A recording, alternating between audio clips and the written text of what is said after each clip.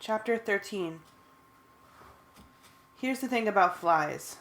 Being a fly is fun. It really is. Turning into a fly, that's a whole different story. I guess it's no big secret that I kind of like Cassie. I think she's really pretty. But when I saw those two huge, glittering, bulging, compound eyes come popping out of her eye sockets, I screamed. I screamed like a baby. Yeah! Great, Jake. That's gonna make her feel good, Marco said. Marco, you have your eyes closed, I pointed out. And they're staying closed, too. Excuse me, Rachel said. She raced for the door of the barn and ran outside. A few seconds later, we heard the sound of barfing. You have to understand, Cassie was mostly still human at that point when the eyes started showing up. She was about 2 feet tall and shrinking fast. And the extra legs had already popped out of her chest, and the gauzy wings were growing from her back, but her face was still a human face, until the eyes popped out. Oh man, you think you've seen scary stuff, maybe in movies or on TV? You haven't seen anything scary until you've seen fly eyes pop out of someone's head like a pair of balloons. She was pretty small by the time her fly mouth appeared. I was grateful for that, because later, when I became a fly, I saw what a fly mouth looks like. The eyes were bad, but if I'd seen that long, tubular, sucking tongue-like thing come rolling out, that thing that spits on the food and then sucks the mixture back in. Ugh. Rachel came back inside. Sorry, she said shakily. Anyone have some gum? A Tic Tac? Axe was puzzled. Does the morphing process disturb you? Sometimes, I said, still fighting the urge to look away as Cassie shriveled down to a few inches. Some animals give me the willies. The willies? What are the willies? Well, it's just this feeling of being grossed out, sickened, nauseated, creeped, like your skin is crawling. Willies. Is she done? Tobias asked. I'm not coming in there until she's done. Tell Tobias it's okay, will you, Axe? Tobias, Prince Jake says it's cool. I smiled at Marco, who was now peeking through his fingers. Axe was learning to sound semi-normal, at least in thought speak. When he was in human morph and spoke out loud, he still played with every sound and drove everyone crazy. Tobias flew in through the open hayloft above. Can you hear me, Cassie? Rachel asked. Tobias, do you see her? Cassie was a true fly now. Got her. Keep a sharp focus on her, I said. Don't lose sight. Relax. It's broad daylight. She's 10 feet away. At this distance, I could see the hairs on her tiny fly legs. Unfortunately. Ugh. Oh, man. Ugh, that's just not even slightly attractive. Cassie? Rachel asked again. Tobias, try her with thought speak. Cassie? Cassie, can you hear me? There she goes. She's flying. Don't lose her, Tobias. Don't lose her. She won't go far, Marco said. All the horse manure in this barn? Where would she go that's any better for a fly? Suddenly, in my head, I heard, Yee-haw! Cassie? Cassie? Woohoo! Cassie, answer us. Cassie, are you okay? Oh, man. Man, can this thing fly? You guys have got to try this. This thing flies like a rocket. Yeah. Are you able to control the fly brain? Yes, don't worry, you guys. I'm fine. Sorry, but it's just such a complete, insane rush. Come on, let's go. Time's a-wasting. I sucked in a deep breath. I had been hoping everything would be fine. That Cassie would not have any problems. But at the same time, I was utterly disgusted at the idea of becoming a fly, and now that she was saying it was okay. You'd think it would get easier, slipping in and out of strange shapes, but you'd be wrong. Gross is gross, and it always remains gross. Okay, guys, looks like we're doing this, I said, trying desperately to sound cheerful and optimistic. Oh, goody, Marco said. Yes, goody, Axe said, totally unaware that Marco was being sarcastic. Sounds like Cassie's having fun, Rachel said. Uh-huh, I said, let's just do it. We did it. Morphing was as gross as we'd expect. But Cassie was also right.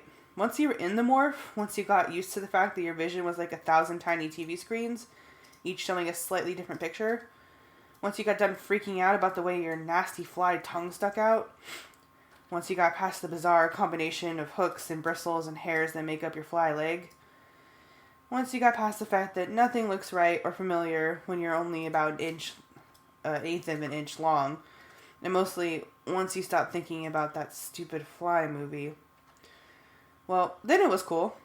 I have flown before as a peregrine falcon and a seagull.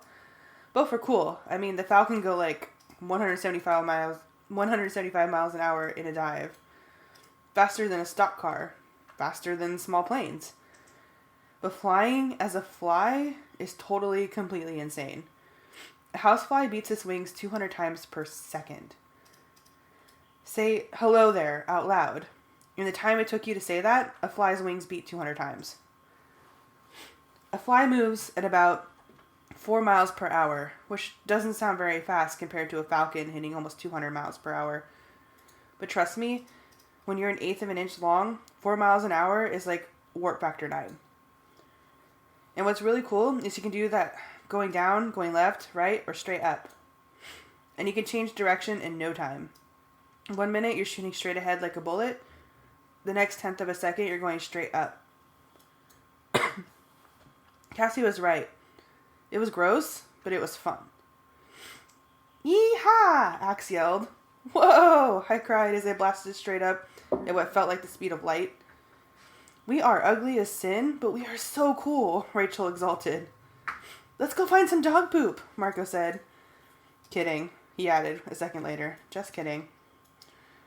Okay, we have important stuff to do, I said after we had all spent a couple of minutes just getting used to the fly's simple instincts and pretty decent senses. Time to get on the bus.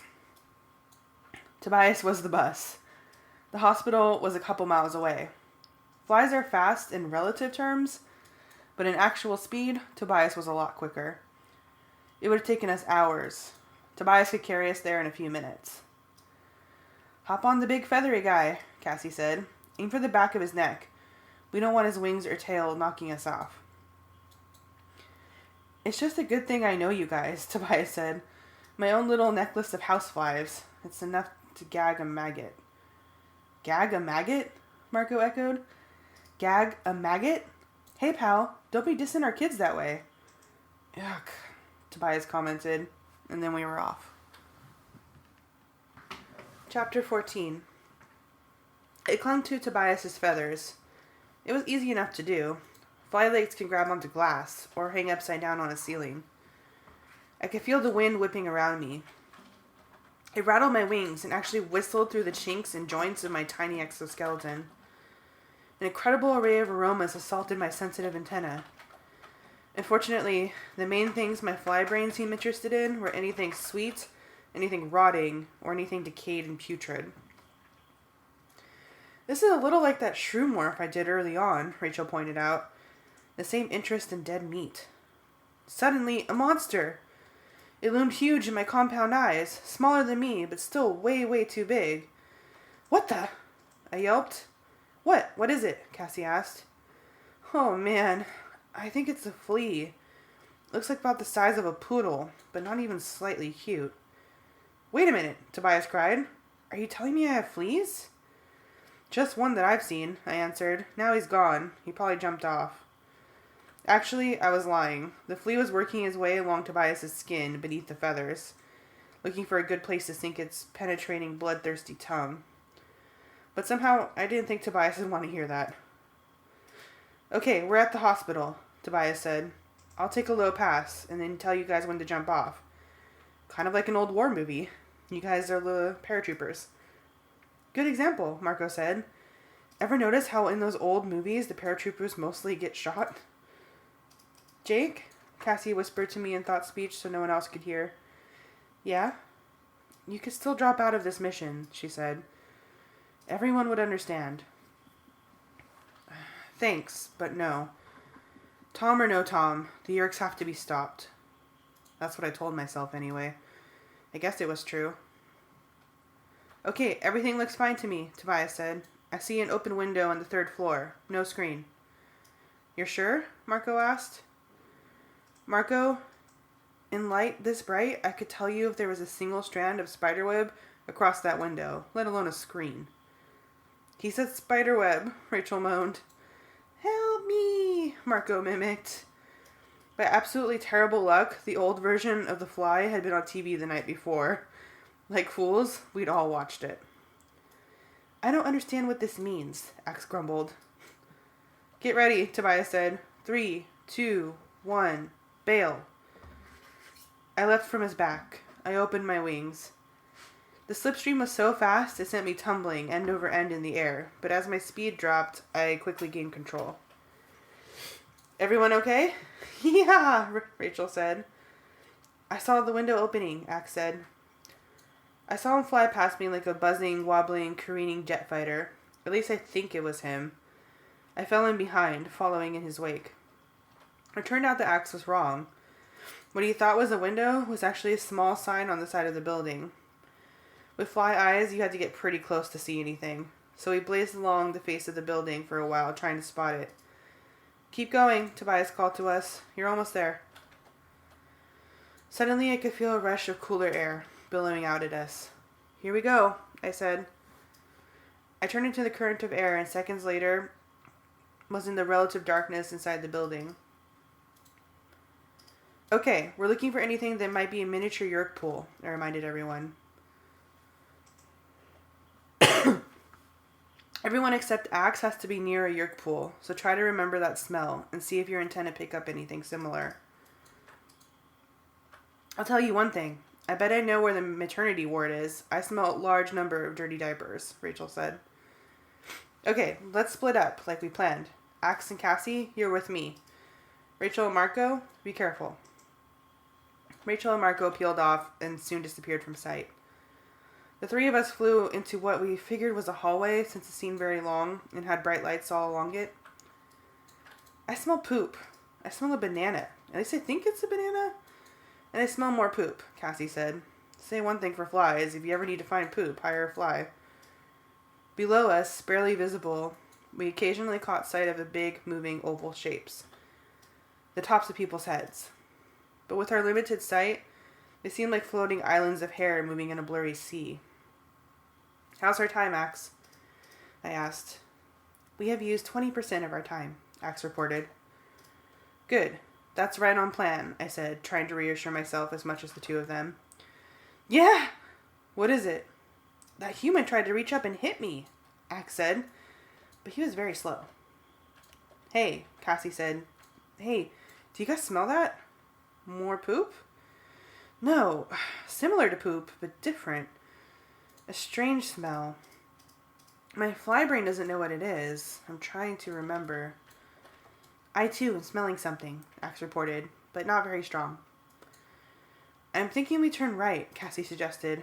Right turn, I agreed. Now I was getting the scent too. A dark, deep, rich aroma, sweet and oily. Marco, Rachel, I called to them in thought speak. You guys have anything? Barely. Here. Must. Away. Nothing. We were at the limits of thought speak range, Axe said. Now the scent was more powerful than before. In there, I said. I think that's a door. We landed. My 6 legs, each armed with a sharp talon of sticky pads, gripped the smooth surface of the door. Here's a question, Cassie said. How do you open a door when you're like an eighth of an inch long? Down to the floor. We can walk or fly under the crack. Seconds later, we were on the linoleum, marching jerkily forward. We passed beneath the door, then instantly took flight again. Oh man, there is definitely something in here, Cassie said. Over there. Do you see a big, shiny-looking superdome kind of thing? Yeah, I agree. I think that may be it. Does anyone see anyone in the room? Any humans? No one did. Okay, Axe. You demorph first. If someone barges in, your Andalite body will be more useful than the 2 of us humans. Yes, Prince Jake. Axe, you really, really don't have to call me that. Yes, Prince Jake. I am beginning the change. Cool. Cassie and I will hang out on the ceiling. A few moments later, I saw a vast eyeball stuck on the end of a long stalk. It came shooting up towards us, where we were hung upside down. One of Axe's extra stalk-mounted eyes. The eye turned to look at us. Then, a violent vibration in the air. The eye disappeared from sight. And a second vibration, like something heavy falling. Axe, are you okay? Yes. There was a human here, but he is unconscious now. Chapter 15. We demorphed as quickly as we could.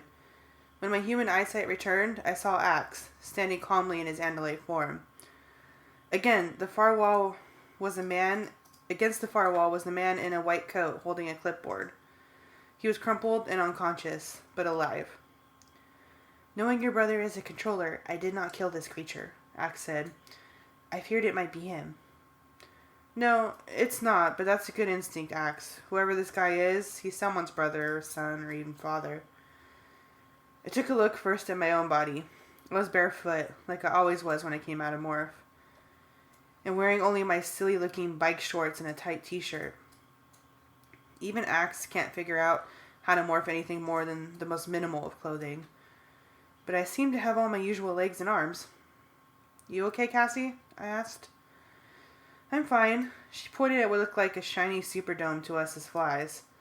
It was a stainless steel vat about 8 feet across. I laughed. You know what this is? This is a whirlpool. A jacuzzi. Someone just put a lid over it. Why would they have this in a hospital? For therapy, Cassie said.